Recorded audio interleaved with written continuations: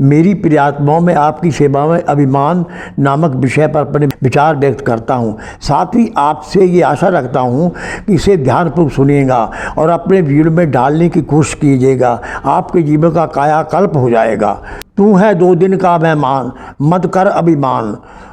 तेरे जैसे लाखों आए, सब माटी ने खाए। अभिमान प्रभु भक्ति में बाधा है, क्योंकि जहाँ अभिमान होता है वहाँ भगवान नहीं होते। जहाँ गुरूर होता है वहाँ हजूर नहीं होते।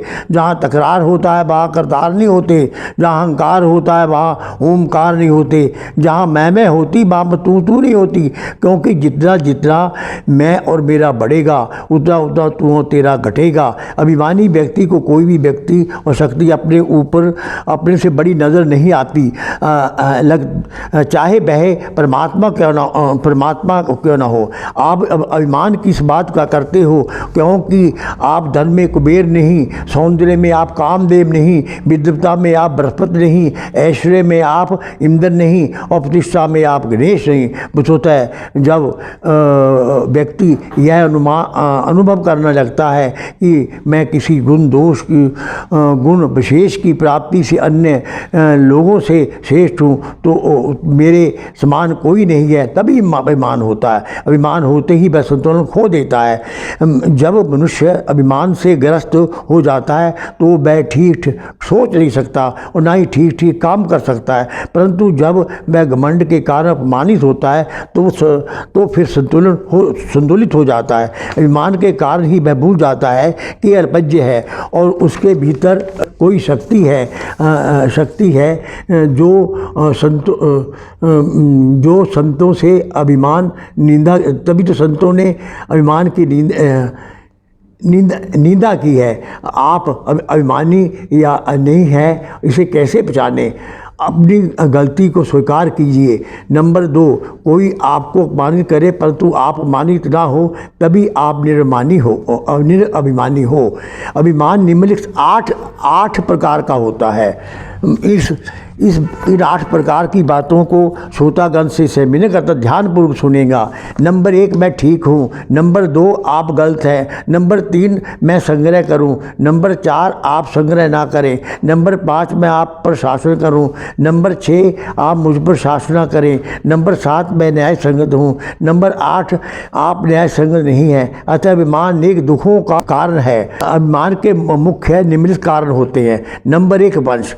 कई व्यक्तियों को अपने वंश पर बड़ा अभिमान होता। मैं ब्राह्मण हूँ, वह शूद्र है, परंतु भाई जन्म से सब शूद्र होते हैं। संसार का कोई व्यक्ति जन्म से बड़ा नहीं होता, अपितु कर्म से बड़ा होता है। जैसे नत्था सिंह निर्दोष लिखते हैं, न रेशमी सालों से न बसमी लगाने से बंदा पहचाना जाता, सिर्फ अपने अमालों से।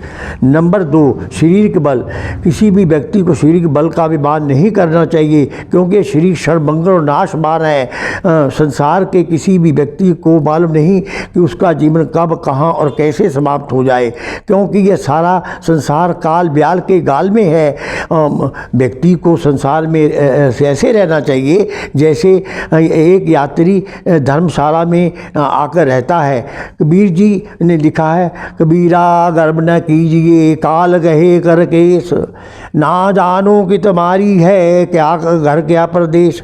कबीरा गर्व न कीजिए ऊंचा देख बास, भूमि पड़े में लेटना ऊपर जमसी गात। नंबर 3, सौंदर्य यौवन। व्यक्ति को सौंदर्य यौवन का भी अभिमान नहीं करना चाहिए, क्योंकि सौंदर्य एवं यौवन भी अस्थाई है।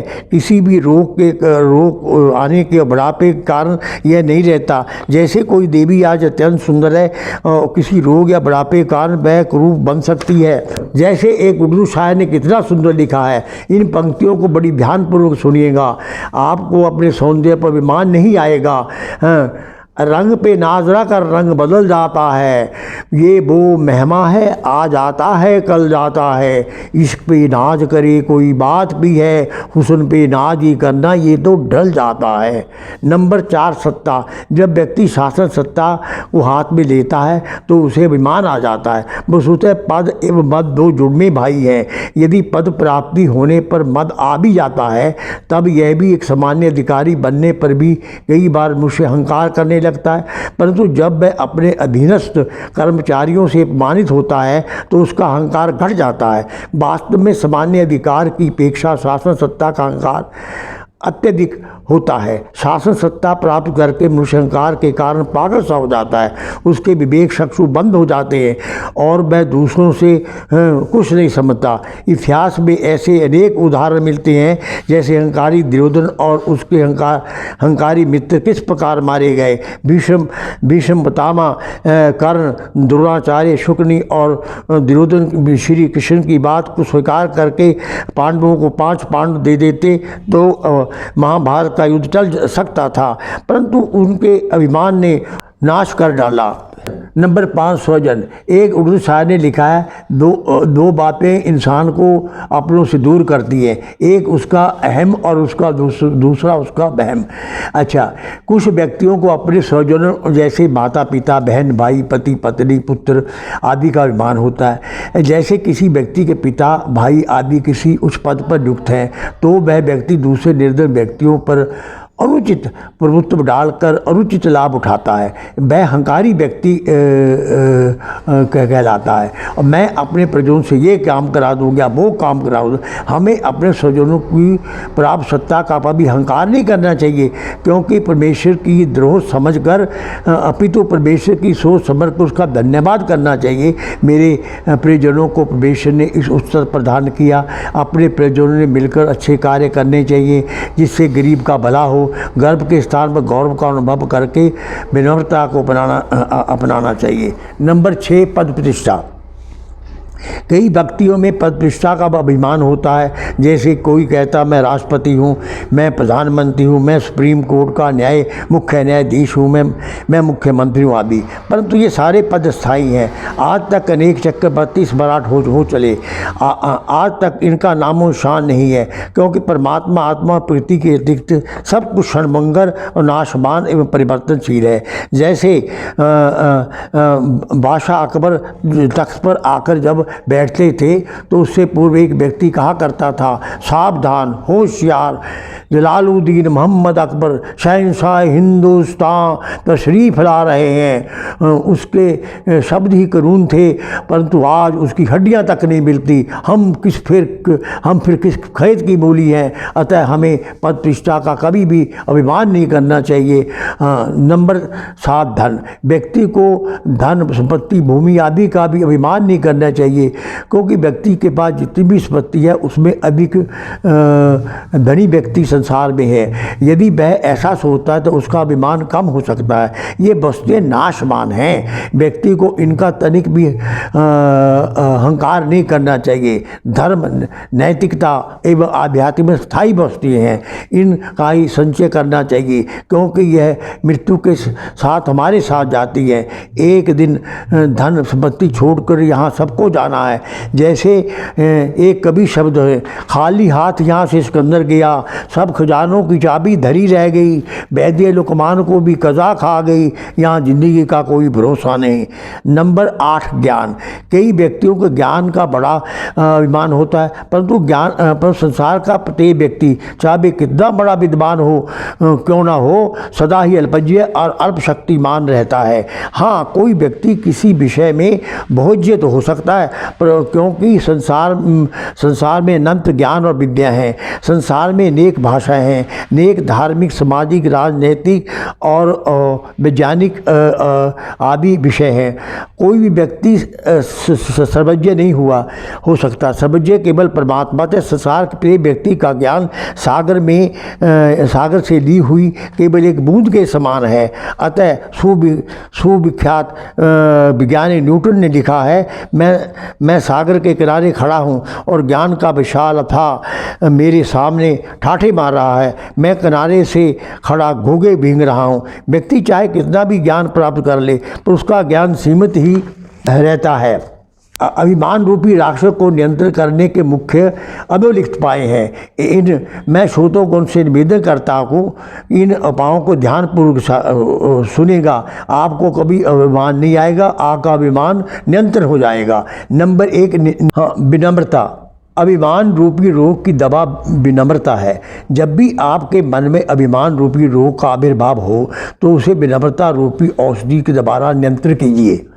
नंबर 2, ऊंची स्थिति बालों को देखना। जब व्यक्ति अपने से ऊंची स्थिति बालों को देखता है तभी उसके अभिमान में कमी आ जाती है। वह सोचने लगता है वह तो संसार में एक कण के समान है। नंबर 3, उसके समान अन्य व्यक्तियों का होना। जब व्यक्ति ये सोचता है उसके समान संसार में अनेक व्यक्ति हैं, उसके अभिमान में कमी आ जाती है। नंबर 4, नश्वर वस्तुएं। जब व्यक्ति सोचता है कि सब पदार्थ शरीर, धन, सत्ता आदि नाशवान हैं, सबको एक दिन यहाँ छोड़कर जाना है, तभी उसके अभिमान में कमी आती है। उस समय वह सोचने लगता है कि सारा संसार एक सराय है, हम सब यात्री हैं, अतः सब भोग्य पदार्थों का त्यागपूर्ण भोग करने लगता है। उसके जीवन में आसक्ति की कमी आ जाती है। वह अपना जीवन सुख में, शांत में, आनंद में व्यतीत करने लगता है। मैं आपको इसके विषय में एक दृष्टांत उत्पन्न करता हूँ। मैं श्रोतागण से निवेदन करता हूँ इस दृष्टांत को ध्यानपूर्वक सुनेगा और जीवन में धारण करने की कोशिश कीजिएगा। आपके जीवन में काया पलट हो जाएगा और आप को अभिमान छू मंत्र हो जाएगा। एक गुरु के पास एक युवक ज्ञान के लिए पहुंचा। ज्ञान प्राप्ति के बाद शिष्य ने गुरु दक्षिणा में गुरु को कुछ देना चाहा। गुरु ने दक्षिणा के रूप में वह चीज़ मांगी जो बिल्कुल व्यर्थ हो। शिष्य व्यर्थ चीज़ की खोज में निकल पड़ा। उसने मिट्टी की ओर हाथ बढ़ाया तो मिट्टी बोल पड़ी, तुम मुझे व्यर्थ समझ रहे हो? क्या तुम्हें पता नहीं इस दुनिया का सारा वैभव मेरे ही गर्भ से प्रकट हुआ है? ये विविध वनस्पतियाँ, ये रूप, रस, गंध सब कहाँ से आते हैं? शिष्य आगे बढ़ा।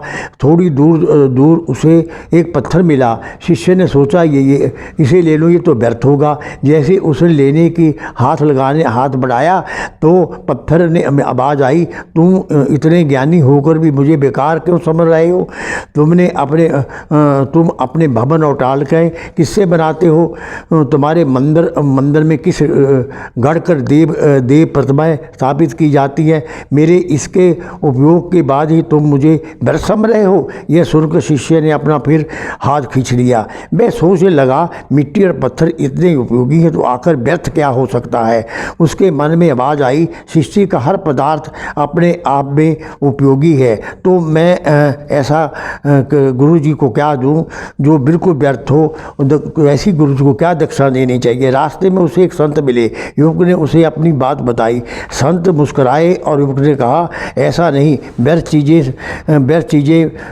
चीज़ें सिर्फ वे होती है जिनका कोई सीधे तौर पर अपने जीवन में कोई कार्य नहीं करता, बल्कि व्यर्थ चीज़ें वे हैं जिसे किसी का कोई भला नहीं हो सकता। बस होता है व्यर्थ और तुच्छ वे है जो दूसरों को व्यर्थ और तुच्छ समझता है।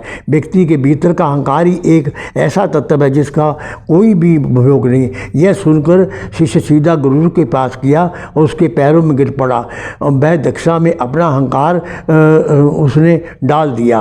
अतः अहंकार ज्ञान से दूर होता है और वैराग्य से उसमें स्थिरता आती है। निष्कर्ते इतना ही कहना प्राप्त होगा, किसी भी व्यक्ति किसी चीज वस्तु का अहंकार या अभिमान नहीं करना चाहिए, क्योंकि अभिमानी व्यक्ति का कोई भी आदर नहीं करता। वह एक फुटबॉल की भांति होता है जिसको चारों ओर से ठोकरें पड़ती हैं। जैसे एक उर्दू शायर ने लिखा है, मैं श्रोतागण से सह में निवेदन करता हूँ कि इस कविता को ध्यानपूर्वक सुनो। आपका जो अभिमान है वो छू मंत्र हो जाएगा।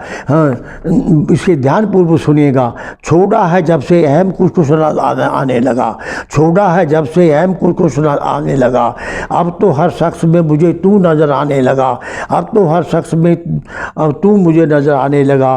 तेरी बंदगी से इस कदर खो गया हूँ मैं, तेरी बंदगी से इस कदर खो गया हूँ मैं। ज़र्रे ज़र्रे में तेरा जलवा नज़र आने लगा, ज़र्रे ज़र्रे में तेरा जलवा नज़र आने लगा। अहम आदमी को को खुदा से तोड़ता है, अहम आदमी को खुदा तोड़ता है। जहाँ में कोई रिश्ता नहीं, जहाँ में कोई रिश्ता नहीं जिसे ये जोड़ता है, जहाँ में कोई रिश्ता नहीं से जोड़ता है। न जाने लोग उम्र से क्यों पालते हैं, न जाने लोग इसे मर क्यों पालते हैं। ये तो दिलों को दिलों से तोड़ता है, ये तो दिलों को तोड़ता है। तू खुद ही को छोड़ दे तो खुदा हो जाएगा, तू खुद ही को छोड़ दे तो खुदा हो जाएगा। तेरे मरने और जीने का हक अदा हो जाएगा, तेरे मरने और जीने का हक अदा हो जाएगा। मस्त रहना सीख ले जो खुदा के नाम पे, मस्त रहना सीख ले जो खुदा के नाम से जो ना उतरेगा कभी ऐसा नशा हो जाएगा, जो ना उतरेगा वो ऐसा नशा हो जाएगा। अपने मन को साफ करना जो तू मानव सीख ले, अपने मन को साफ करना जो तू मानव सीख ले। देखते ही देखते क्या से क्या हो जाएगा, देखते ही देखते क्या से क्या हो जाएगा। अगर खुदा को बोल को खुदा का हो जाएगा, अगर खुदा को बोल कर खुदा का हो जाएगा। देखते ही देखते वो देवता हो जाएगा, देखते ही देखते तो देवता हो जाएगा। तेरा सेवा अगर किसी के काम से आ सके, तेरा सेवा अगर किसी के काम आ सके, तेरे जीने का हक अदा हो जाएगा, तेरे जीने का हक अदा हो जाएगा। अंत में यही कहूँगा, अभिमान लाज मानी है जिसका प्रणाम पतन है। ओम शांति शांति।